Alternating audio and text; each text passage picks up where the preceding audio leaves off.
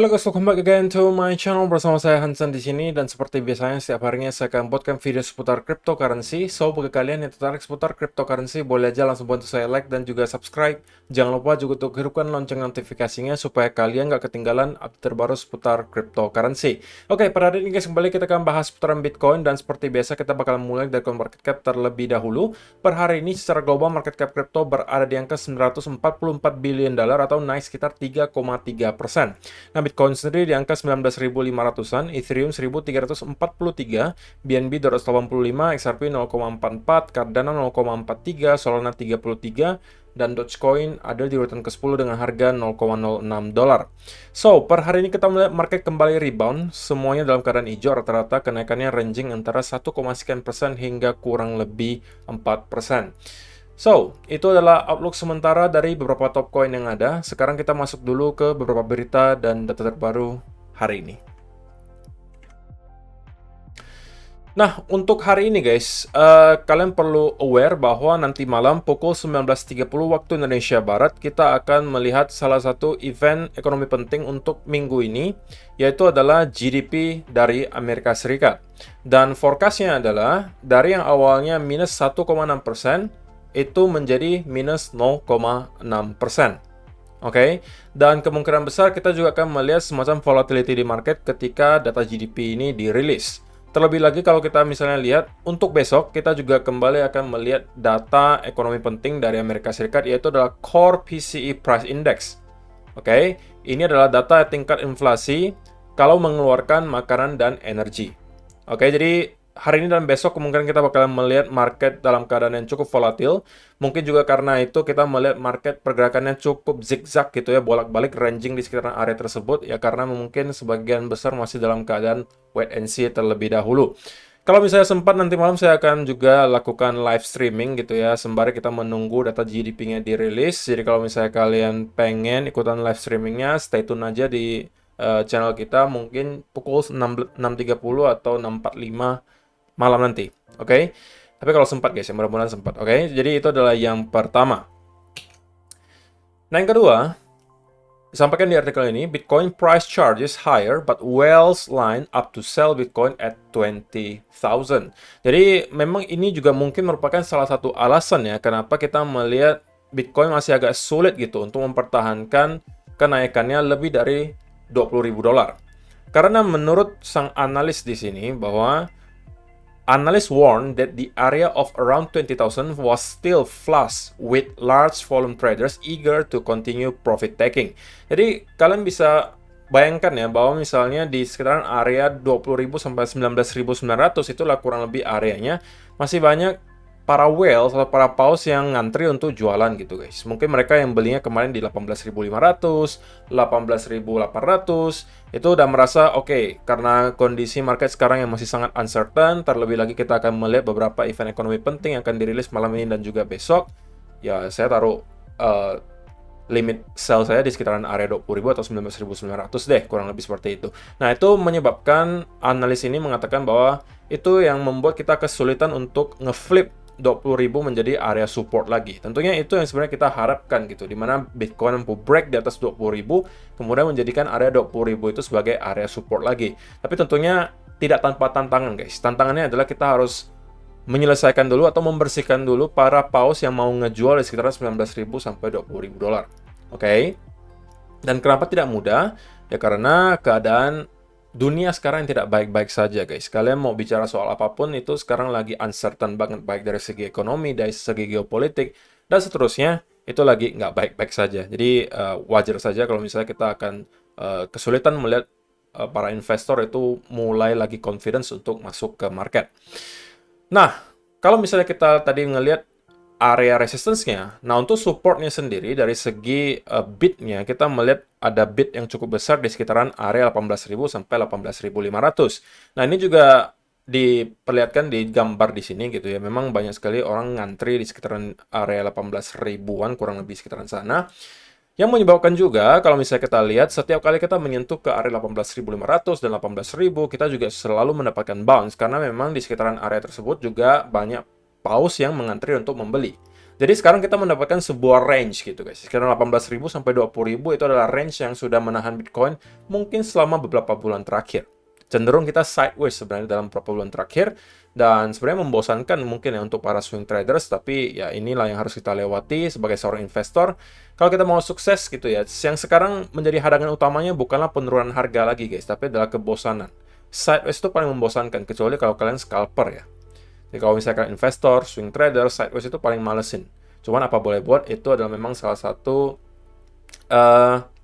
keadaan market yang tidak bisa kita pungkiri. Kadang-kadang bullish, kadang-kadang bearish, kadang-kadang sideways. Ya kita harus maklumin itu. Oke? Tapi ya ada berita baik juga di mana kita melihat dolar atau US dollar index sudah start mendapatkan semacam koreksi yang signifikan guys. Oke? Dari yang awalnya mencoba untuk break di atas 114,5, sekarang kita mendapatkan koreksi yang cukup signifikan nyampe ke sekitaran 113, yang kita mungkin bakalan lihat nanti di chart. Tapi ya tentunya kalau misalnya kita melihat kelanjutan penurunan di US dollar index, harusnya itu akan menciptakan semacam pressure positif untuk stock market dan juga cryptocurrency. Oke? Dan data menarik juga di sini guys. Ini mungkin jarang sekali dibahas, tapi menurut saya ini adalah salah satu hal yang juga penting. Karena sekali lagi guys, kita jangan hanya ngelihat harga Bitcoin-nya hari ini, tapi kita lihat sebenarnya apa yang terjadi di belakang layar gitu. Nah, kalau misalnya kita kulik lebih dalam, dan ini adalah sebuah thread yang menurut saya cukup baik dari Dan Levy. If your currency was rapidly depreciating, what would you buy to protect your purchasing power? The answer for euro and pound holders has overwhelmingly been Bitcoin. This is notable because we did not see the same trend in previous crisis in 2020 or 2021. Jadi ini threadnya panjang guys. Kalau misalnya kalian mau baca semua, mungkin bisa di Twitter, kalian cek saja yang namanya Dan Levy di sini. Menurut saya ini adalah sebuah gambar yang cukup baik guys. Ketika kita melihat euro dan pound sterling itu terus-menerus terdepresiasi, oke? Euro sekarang hanya 0,95 kalau dibandingkan dengan US dollar. Kalau misalnya pound sterling sekarang hanya 1,08 kurang lebih. Oke, jadi udah hampir parity juga atau 1:1 dengan US dollar. Padahal kalau kita lihat beberapa tahun yang lalu, 1 pound sterling itu masih 2 dolar, guys. Sekarang itu sudah hampir mencapai 1:1. Kita bisa melihat penguatan yang terjadi di US dollar index, dan sebaliknya pelemahan yang terjadi di pound sterling, sehingga daya beli masyarakat yang memegang pound sterling dan juga euro itu terus berkurang guys. Sehingga apa yang mereka lakukan? Nah di sini, if your currency atau kalau mata uang kalian terus terdepresiasi secara daya beli, kira-kira apa yang akan kalian beli untuk memprotek daya beli kalian? Nah kalau secara data, para pemegang euro dan pounds larinya semua ke Bitcoin. Oke, kita melihat spike yang terjadi luar biasa besar di sini. Oke, what about other major crypto asset? Interestingly, we haven't seen the same trend with either. Recent volume are fairly unremarkable compared to the last 2 years. Jadi untuk Ethereum mungkin belum termasuk ya, tapi orang udah start sekarang mungkin melirik ke Bitcoin sebagai sebuah hard money. Dan ini adalah tentunya sebuah berita baik gitu guys. Ketika orang-orang udah mulai sadar, oke, ternyata currency saya itu selalu terdepresiasi secara daya beli karena tidak mampu mengimbangi inflasi misalnya. Ya saya harus cari sebuah aset yang bisa mengimbangi inflasi atau bahkan melebihi tingkat inflasi. Ya caranya apa? Cari sebuah aset kelas. Kalau kita lihat Bitcoin gitu ya, dari tahun ke tahun yaitu constantly memberikan gains yang luar biasa besar. Makanya itu kita melihat orang-orang sekarang udah mulai sadar, oke, ini saya sepertinya perlu at least lah diversifikasi, walaupun mungkin nggak semua euro mereka jadikan Bitcoin, tapi at least mereka akan lakukan diversifikasi. Oke, sebagian saya taruh di Bitcoin, yang secara historis terus terapresiasi. Oke, dan ada beberapa hal penting juga sebenarnya yang di sini disampaikan. Is the hard money thesis of Bitcoin playing out before our eyes? Probably not, but this flight to Bitcoin is an interesting development and could be the one stepping stone towards Bitcoin being considered hard money. Jadi, apakah kita sudah melihat Bitcoin sekarang menjadi mata uang dunia? Ya tentunya belum guys, tapi ini adalah sebuah step yang baik. Sebuah step kecil yang kalau misalnya akan terus berlanjut, ini akan menciptakan efek bola salju. Okay, we've seen emerging countries choose to purchase Bitcoin at much higher rates than developed nations for years, primarily due to local currency weakness. The top 20 countries in crypto adoption are ripe with countries with currency problems: Turkey, Brazil, Rusia, and Nigeria. Jadi ini adalah sebuah trend yang menurut saya jarang sekali dibahas, tapi ini adalah sebuah hal yang menurut saya perlu kalian perhatikan. Oke, dimana orang-orang udah mulai menyadari bahwa sepertinya Bitcoin itu adalah sebuah alternatif yang baik. So, gimana menurut pendapat kalian, guys? Silahkan kalian kasih komentar kalian di kolom komentar di bawah. Sebelum kita masuk ke chart, untuk kalian yang masih mencari gitu ya, exchange untuk melakukan diversifikasi aset, saya sarankan kalian bisa coba di Bybit. Kenapa di Bybit? Karena di Bybit semuanya kalian bisa lakukan, mau trading NFT, mau trading spot, mau trading futures, mau ikutan launchpad, mau staking fleksibel, semuanya akan tersedia di Bybit. Terlebih lagi, Bybit adalah salah satu exchange terbesar di dunia, yang sekarang juga lagi ngadain event, kalian bisa trading di spot tanpa ada biaya, jadi 0% fee. Kemudian juga kebetulan mereka adain gitu ya, launchpad, di mana kalian bisa memanfaatkan launchpad ini untuk mendapatkan cuan hingga ratusan persen gitu guys. Jadi kalian bisa cek semuanya di sini. Segera hadirnya itu adalah token PUMLX. Nah, kalau misalnya kalian lihat secara historis, setiap kali ada sebuah project yang launching di Bybit, itu biasanya dalam beberapa jam pertama itu bisa naik sampai 400-500%.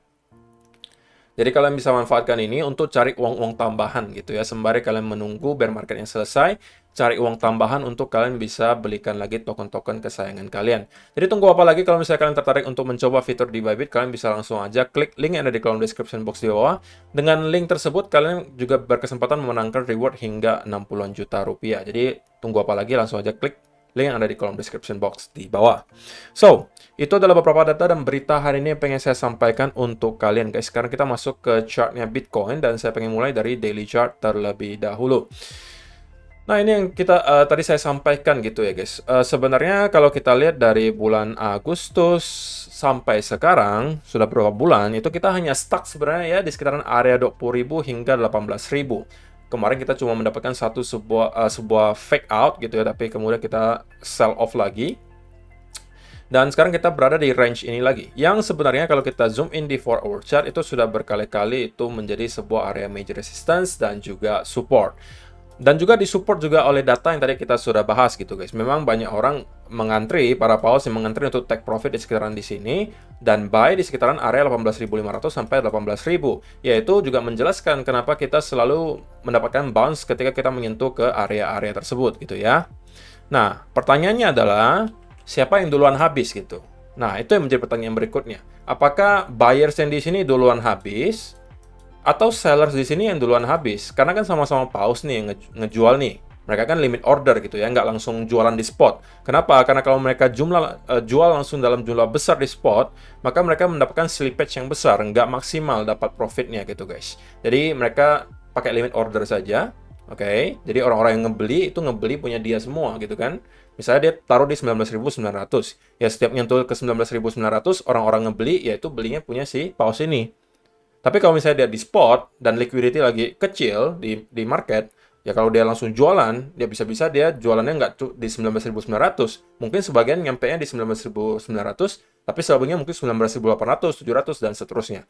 Makanya mereka memilih untuk di limit order saja. Nah, kalau misalnya kita lihat untuk sekarang, kita tentunya struggling gitu ya untuk kembali break di atas area resistance di 19.600 yang sebelumnya juga memang menjadi area resistance guys. Oke. Tapi memang lebih majornya adalah di sekitaran area 20.000 sampai 20.400. Nah, untuk sementara tentunya saya pribadi udah sampaikan di video kemarin ya. Pergerakan market belakangan ini cenderung anomali gitu guys. Dan ini adalah salah satu pattern market yang agak sulit untuk di-trade, dimana kita hanya ranging sideways saja di sekitar area di sini, dan kita sering banget membuat semacam V-shape recovery seperti ini.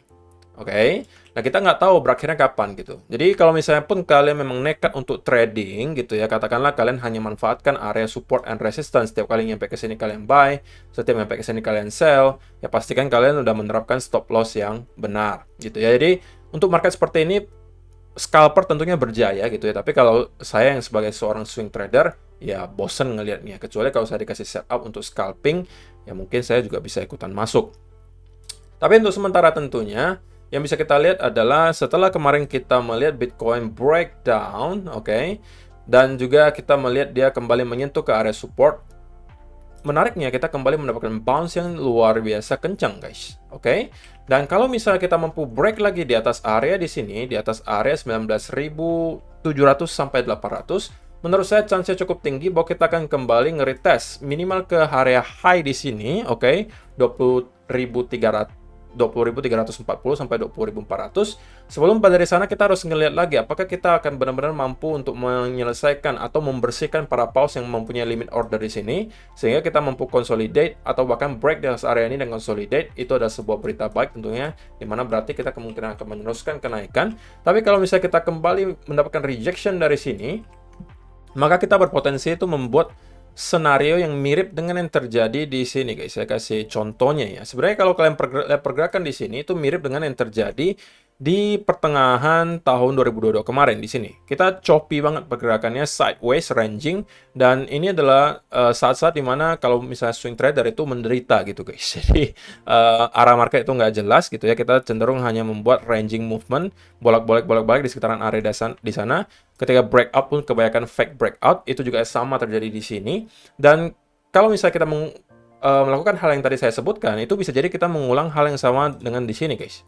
Dimana kita melihat ada sebuah pump diikuti oleh sell off, kita kemudian mendapat V-shape recovery lagi, dan kalau kita kemudian sell off lagi, maka itu adalah tentunya bukan berita baik gitu ya, dan kita bisa jadi mengulang hal yang terjadi di sini. Jadi kalau misalnya kita melihat hal tersebut terjadi, kita mendapatkan misalnya kembali sell off yang lumayan kencang, pertanyaan berikutnya apakah kita akan melihat buyers kembali masuk di sini.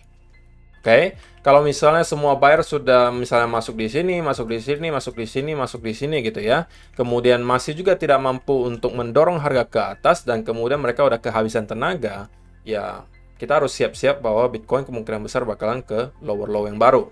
Jadi untuk sementara tentunya menurut saya pribadi ya akan lebih baik kalau kita menunggu event-event yang tadi saya sebutkan seperti GDP dan juga PCE Price Index itu dirilis dulu gitu ya. Baru dari saat itu mungkin kita akan melihat market arahnya akan lebih clear. Terlebih lagi sekarang memang orang-orang udah mulai beranggapan bahwa kita juga udah di akhir September gitu kan. Menjelang Oktober secara historis Oktober itu adalah bulan yang baik untuk Bitcoin. Maka sentimen harusnya bakalan sedikit ke arah positif gitu guys. Jadi mudah-mudahan saja kita udah melihat market untuk start bergerak lagi minimal mungkin hari ini, malam ini atau besok. Kemudian kita dapatkan setup untuk long, maka dari situ saya baru akan ikutan masuk. Gitu ya. Jadi itu aja sih yang perlu saya sampaikan untuk video hari ini guys. Terima kasih yang sudah menonton sampai selesai. Semoga bermanfaat video hari ini dan kita bakalan ketemu lagi di video yang berikutnya. Bye-bye.